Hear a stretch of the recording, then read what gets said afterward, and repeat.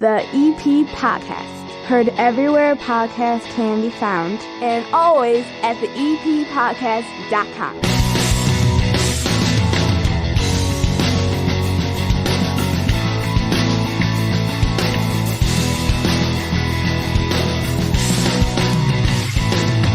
And bellying up to the 9-foot homemade oak bar, pour yourself a cold one. This is the EP Podcast. My name is Chris. That's Hannah. Hey. And this episode of the EP Podcast, a special episode with a very special guest sitting down here with us at the bar in just a few minutes, is brought to you by the First National Bank of Evergreen Park. You need a bank you can rely on, one that is part of the community, one that doesn't have overdraft fees, one where you use an ATM anywhere with any fee that ATM or bank puts on you. The First National Bank of Evergreen Park puts the money back in your charge. Therefore, no ATM fees on any ATM. That's crazy. 5.35% interest on their 11-month CD, 4% on a savings account. They've got stuff for the kids. I think that's the easiest thing, Hannah.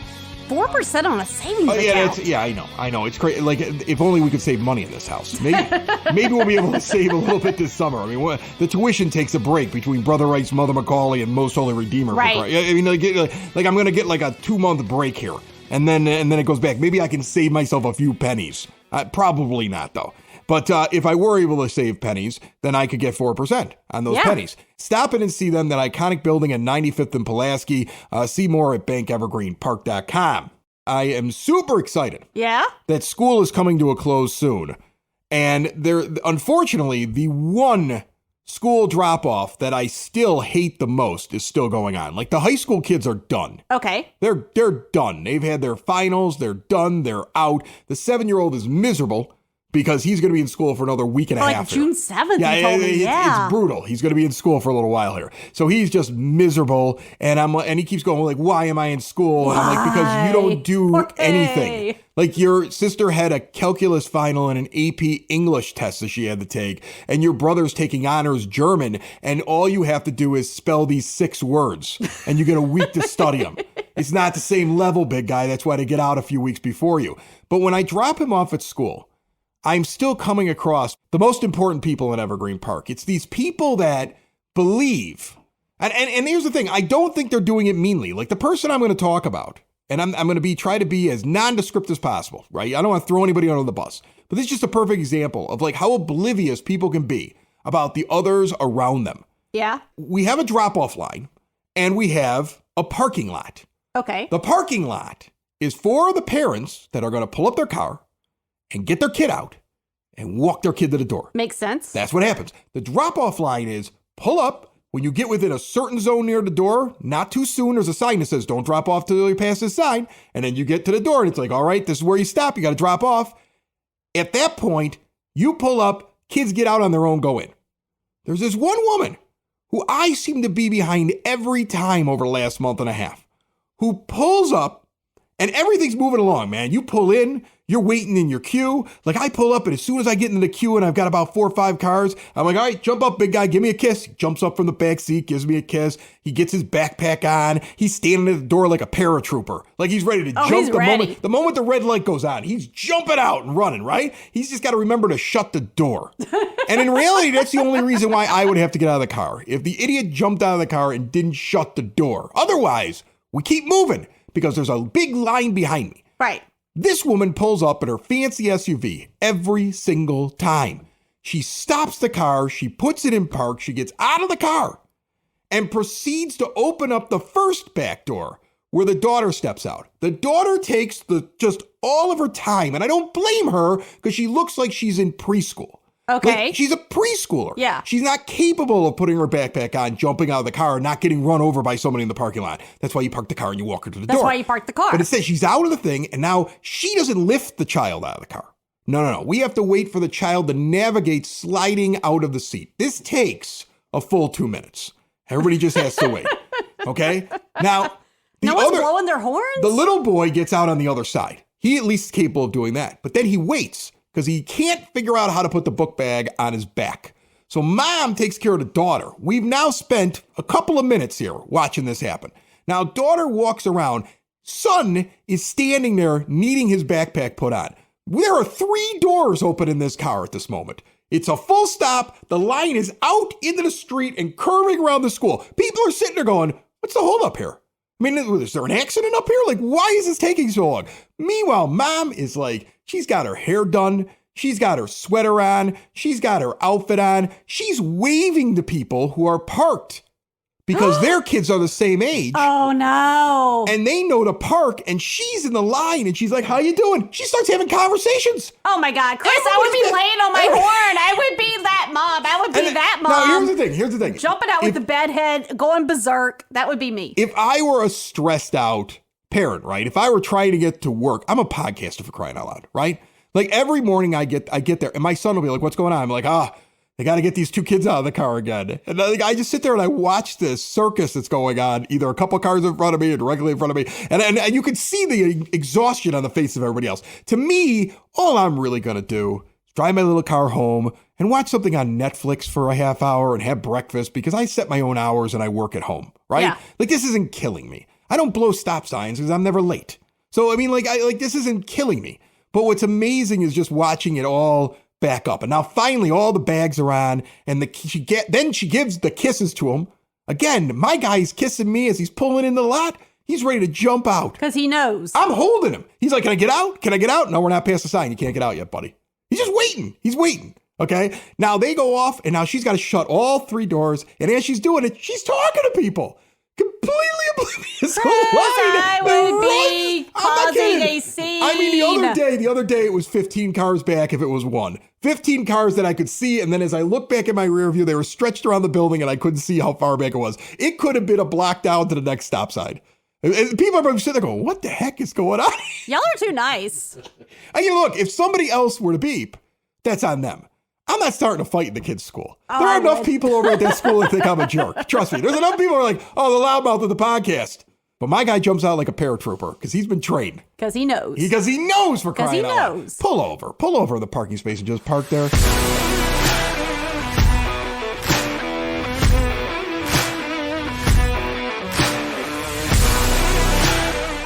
Sitting down here at the 9-foot homemade oak bar with Hannah and myself. Hello. Eric Herrera is a local Evergreen Park veteran. He wrote a book, A Bomb Hunter's Story. In the book, he describes how he's been blown up a few times by some IEDs.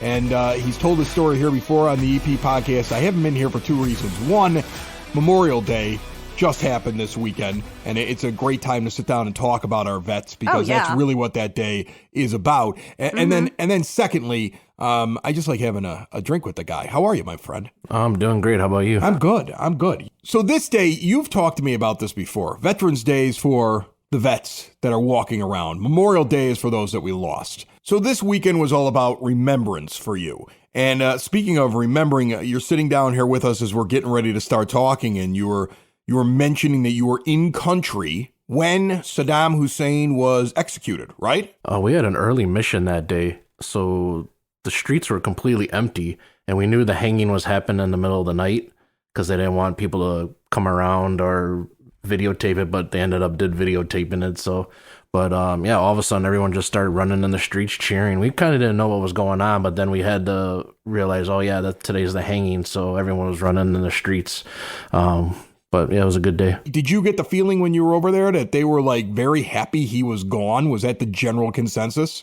Most of the people, yeah. But you always have some people that had like, Saddam 2020, like, posters in their front yard. Yeah. Well, then they were also glad that he was gone because then they could do whatever they want. Yeah, well, then it was wide open. It was wide open season. Yeah. Didn't end, that's for sure. Yeah. No, not at all. I got a lot I want to get to with you on this episode, special post-Memorial Day weekend interview. Eric's got his own book, A Bomb Hunter's Story. Sounds like good summer reading to me. Do not forget about the Evergreen Park Library's Summer Reading Kickoff Party. That party is June the 10th, starting at 1:30 in the afternoon for a couple hours out there in the library parking lot. The Summer Reading Challenge kicks off with a petting zoo. The Evergreen Park Fire Department fire trucks will be there with gear for the kids to check out. A balloon toss. A video game truck provided by Rolling Video Games Chicago. Rainbow Cone is going to be there while supplies last. Then kids and adults, yes, the entire family, sign up for the Summer Reading Challenge. Start logging the minutes you read this summer to earn prizes.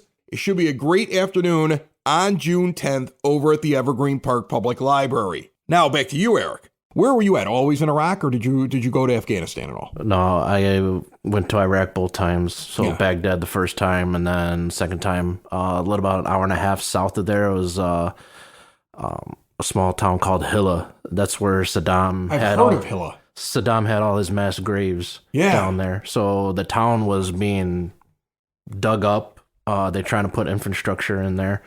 So yeah, that was a big touchy subject going down there because it was constantly trying to get the town back up, and it was like the biggest, closest town in the area for Baghdad. So yeah, they were trying to get back on their feet. When you're walking around in something like that, and you're in the middle of an active war, but you're doing things. You're not fighting a battle every day. Do you get to the point where after you've seen enough action that like sometimes the guard comes down a little bit and you get too comfortable? Or is it something where you walk off the base, you drive off the base, you're always on alert and you have to be? Oh, we're always on alert, but there's always those special days where we kind of get like that tingly feeling on the back of your neck, like something's going to happen. Did you get anything like that when you had the bombs explode? I think you were in vehicles every time when you got blown up. Yeah, the first incident we had on Christmas Day, we just had this inkling something was going to happen, and we were really quiet that night out, and then, yeah, fortunately, it did happen that night. You go through it in the book. You were part of a unit that was hunting the bombs, but then, unfortunately, when you're hunting them, sometimes they get you. Oh, we would find an IED like every other day. Yeah. Sometimes we wouldn't see it, it would explode on us. I mean, I've been blown up maybe 2-3 times, but I have guys that 4, 5, 6 times have been hit. A lot. So yeah, it's almost like second nature after a while. But as messed up as that sounds, but yeah, just something you kind of got used to, and then we just had to go on. Take me through that one, the one on Christmas. Like you get the tingly feeling. You're going out at night. What are you planning on doing that night? Do you have a specific mission, and then you just happen to hit something, or are you looking for something at that time? Well, the messed up part about it was since it was Christmas Day, no convoys were going out, and our mission is to provide safe passage for armed forces and Iraqi forces. And since no one was going to be out that day, we kind of were like, why are we going out if no one's going to be out? Right, you didn't even know why you were doing it. We're not protecting anybody. So it was a big whole thing. They finally made us go that night, and we're up north. Did you normally operate at night? Yeah. So isn't it harder to find the bomb in the dark? Well, that's when people are most active during the night. Okay, so you're also looking for them doing stuff. Yeah, so we would have 3 platoons. One go out in the morning, one go out in the afternoon, one goes out at night. So the vehicles are constantly going because as soon as they come in, we're hopping in, we're going out. So it's a constant thing. But yeah, it switches like you on for 2 weeks, and then you go afternoon 2 weeks, morning 2 weeks, so you don't get complacent about it. But this particular time we were out at night, and we're up in northeast Baghdad on a semi-dangerous road, and we ended up coming across a EFP, which is an IED that has an infrared laser on it, and it detects anything that has heat on it. That's crazy to me because I think that sometimes you look at something on the news and you're watching that war, even that war there. And, I remember like in 91 when Saddam was saber rattling and like everybody was nervous about what was going to happen. And then Stormin' Norman just goes in there and the thing was over in like a week, right? And then you're like, I don't take these guys seriously at all. Like, I don't think I ever took Iraq seriously at all after that moment. I was like, these guys, like if we really want, we just walk right in there. That's kind of how you felt. Yeah. You felt a little cocky. As somebody sitting on their couch who didn't serve, unlike this hero over here who has served. I felt a little cocky as a teenager after that. When I watched it's a little that in the easy 90s. to do that. I was a little cocky, right? Like, yeah, look what we did. But I could never imagine that, like, because normally an IED is essentially, I can't remember what it stands for again. It's what improvised explosive device. That's what I thought. So improvised would suggest to me is something that more like insurgents, terrorists, people who don't have a lot of technical know-how are putting there. They're placing a grenade underneath something that if it gets moved, the grenade goes off. That's what I always imagine. You're telling me they got infrared and heat-seeking sensors on the bombs that they're setting up on the side of the road. That's something I just never could have pictured in my mind if somebody called it an IED. I always thought it was crude. No, these guys know what they're doing. It's called improvised because they make these explosives out of like a beeper, a garage door opener. We've even had Christmas lights across the road where it's pressure sensitive. And that's why it's called improvised, because they just come up with these crazy ideas, especially with this EFP that we had. Right. It was, what they did was they took a chunk out of the curb and then put these EFPs, molded it into a curb and put it back into the curb. But now you're out there at night. Do you spot this thing? Is it something that goes off where you notice it right before it happens? Is it something you don't realize it's there till the boom has happened? The front vehicle didn't notice it. So basically when an IED goes off, it's a flash of light, and then milliseconds later is the boom. And so from my point of view, I was in the second vehicle. I wasn't facing toward the IED, but in my windows that I have up in my gunner's hatch, I can see the flash, and then you're like, uh-oh, and then it goes off. Are you up top in the Humvee? Yeah. So you're in the gunner's thing up top, which I would think would be a frightening place to be when something blows up, because wouldn't it be safer inside the Humvee instead of up top? Most likely, but a lot of the times, a problem I had my second deployment was they were making IEDs under the streets and everything. So when it would explode, the force of the explosion would actually shoot the gunners out of their hatches about 20 feet, and then they would fall and break their legs. So my second deployment, I actually had to wear a harness around me, and I was attached to the floorboard. Wow. Jeez. That's insane. Yeah. That's insane. So you guys are improvising because of their improvisation. Oh, you have to react to everything that they're doing while you're over there. Every month, every week, every day almost, we would have to improvise and adapt to what the enemy was doing. So when that flash goes off in front with that first vehicle, does everything slow down? Because, you hear people, you see it in movies, everything slows down. You hear people talk about like something that happens, everything slows down. Did it slow down for you, or was it boom and it happened? Like it was quick, as you would imagine it would? From that point of view, yeah, it was kind of quick. But yeah, when you're in that explosion, yeah, there is kind of that slow motion where you're trying to get your equilibrium back. Yeah. And yeah, it takes a couple of seconds to realize what you're actually doing. And then all of a sudden, all right, you got to do what you got to do. So now it's happened, and now it's basically, I would imagine, recovery and also making sure that it's not the beginning of a bigger ambush. Because I would think that sometimes they set things off and there's guys ready to start picking you off once you get out of the vehicles to help everybody, right? Yeah, especially that night we didn't know what was going on. So guys had to get out, go help the vehicle, had to assess it. The vehicle was on fire because one of these EFPs went through the gas tank and out the other way. So it did kind of start a fire. So we had to put out the fire first. Unfortunately, one of the things that night is we didn't have enough fire extinguishers. So when we actually got the fire out and tried to get the vehicle out of the area, the friction of the brakes lock up if it ever gets hit. So that friction started the fire again. Also at the same time, there's only one way in these vehicles. We weren't actually in Humvees or in these things called RG-31s.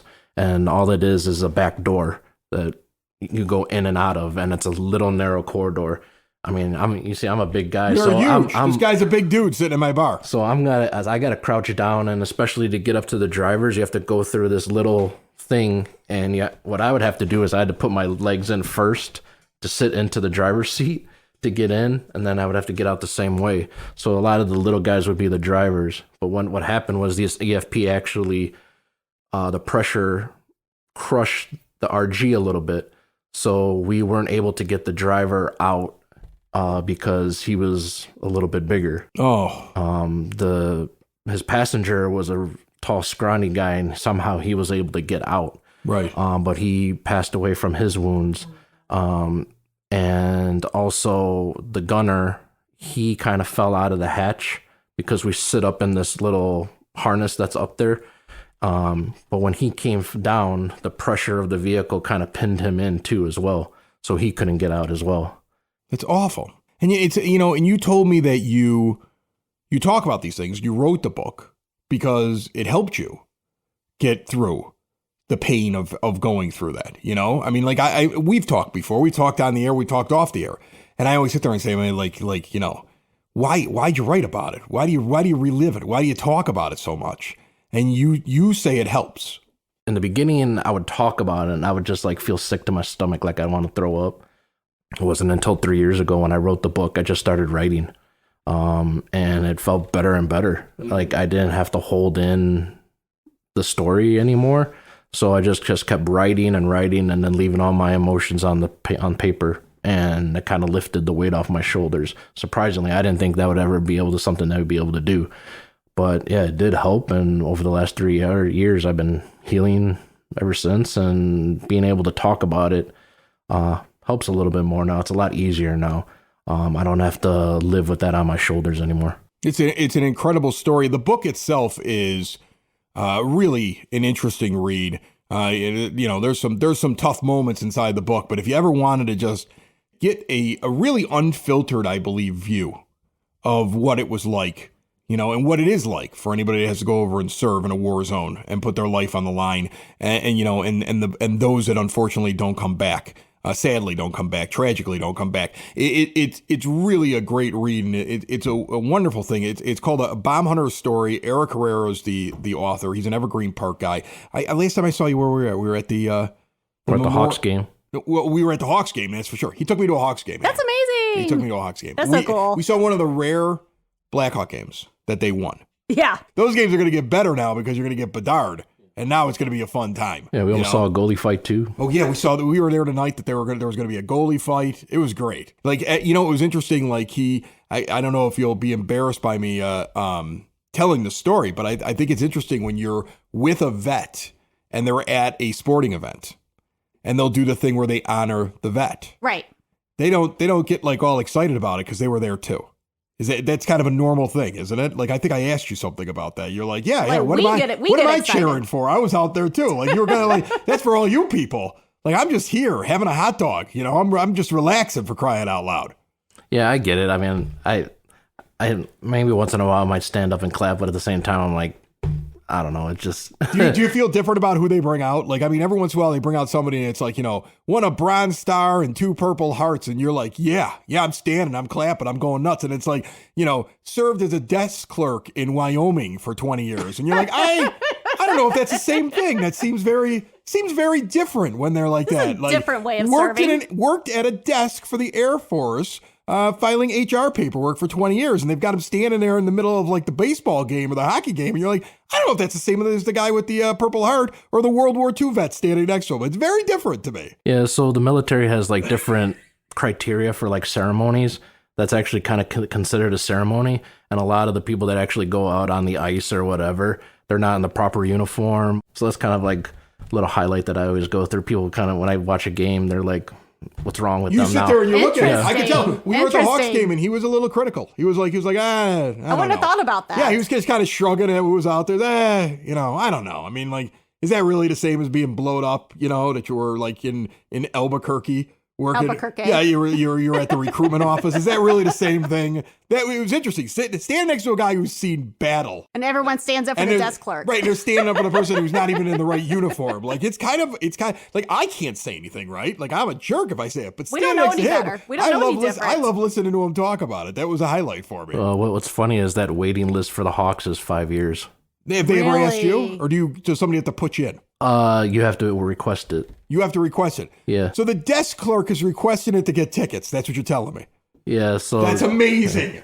That's amazing. my uncle got on the ice, but he had to wait 5 years. So Right. he was a Vietnam vet. Okay, thank God. If you would have said that he worked in HR, I would have felt really embarrassed. No, he was a combat engineer in Vietnam too. So I got a lot of information from him because of it. But then he said like there was another guy he talked, and there was a third guy there that they were trying to talk to, but he went on the ice and then he like ran away, and he was kind of like, where did the guy go? So he was like, he seemed a little shady. Yeah. So, but sometimes maybe you might get one of those. I don't know whether or not this guy actually was part of anything. Like, he may have got that uniform someplace. That's got to drive you absolutely nuts. Oh yeah, I don't know if you guys have. It's not on the news. Yeah. It was the biggest stolen valor ever.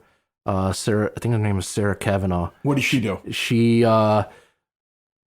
worked for the VA, claimed that she was a Marine, I think it was, but was actually what she was doing was she was stealing the information from soldiers' DD-214s and putting them on her fake record. And she even got charities. She even got to give her money. I think it was almost $500,000 she stole. She just got convicted 7 years in prison. Good. So, yeah. Jeez. Definitely. We've covered a lot. I really appreciate you sitting down with us for the show. Eric Herrera, Bomb Hunter's story. He's a vet, and it just an important weekend for him just passed here. And the next big weekend coming up in November will be Veterans Day, and in between, you will probably see him out and about throughout Evergreen Park. Thank you, my friend. Oh, thanks for having me. Building relationships, supporting the community, and service. These are the things that Country Financial stands for. They're more than just an office you may pass by as you drive through Evergreen Park. They're neighbors who lend a helping hand and support the fabric of your community, including charitable organizations, sports, financial education, and civic organizations.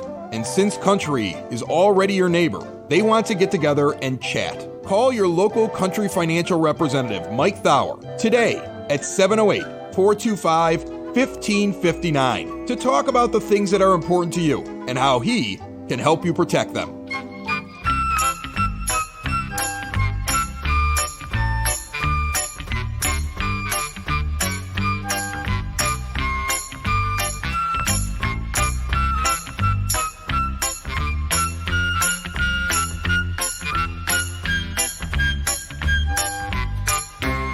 It's now time for your EP podcast, Word on the Street, brought to you this week by Sid Sauce. They grow the peppers here in Evergreen Park. They make them into delicious hot sauces of all kinds of flavors. Like there's one right now that I'm using that is strawberry based.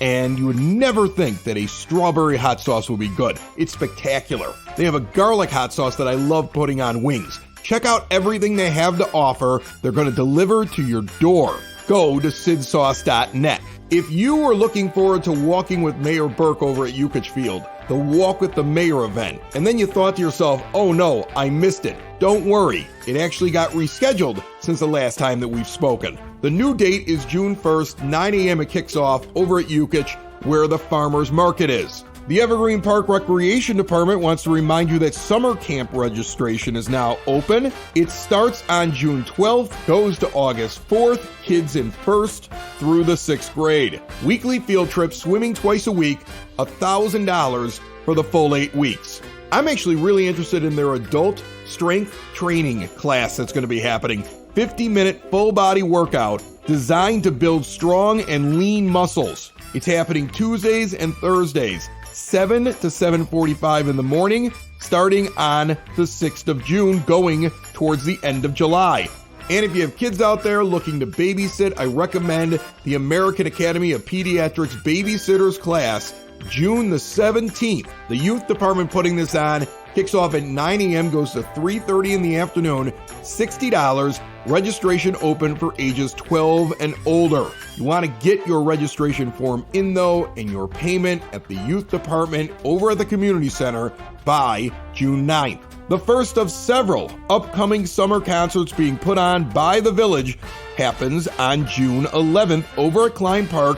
The Stingrays will be playing. The Stingrays will be our guest on our Thursday night live show, 8 p.m. until 9 p.m. this Thursday. Best place to watch is on YouTube because you can put it up on your television. You can also get it through our Facebook page and Twitter account. Very easy to watch, and then I put some of the best stuff in the next episode of the EP podcast. So we'll have the Stingrays in there, and we're going to have to talk about this thing with Most Holy Redeemer shutting down their carnival. We got teenagers getting together on Facebook and organizing a ruckus and then showing up and ruining events. And now the biggest fundraiser that Most Holy Redeemer has isn't happening. And that isn't even the most concerning thing. Like if a parish looked at the problem and said, we're going to have to hire more security, and that's going to really cut into the fundraising, so maybe we should just do something else. I get that. Ridge Fest got canceled, though, for the same reason. Chicago Ridge basically said, we're nervous about this, so we're shutting down our massive annual festival. This can't happen. That's dangerous. You start shutting everything down because you're nervous and the bad guys win. Give us your viewpoint on it. Talk to us live this Thursday, 8 to 9 p.m., the EP Podcast Live. I can't wait to hear what you have to say about it. It's the EP Podcast, all things Evergreen Park. It's the EP Podcast. Evergreen Park.